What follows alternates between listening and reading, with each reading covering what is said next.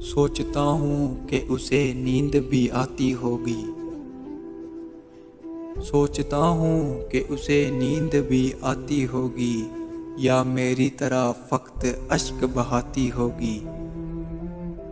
वो मेरी शक्ल, मेरा नाम बुलाने वाली, अपनी तस्वीर से क्या आंख मिलाती होगी।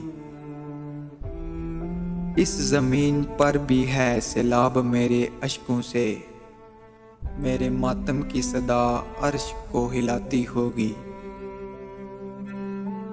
शाम होते ही वो चौखट पे जलाकर शमे, अपने पलकों पे कई ख्वाब सजाती होगी।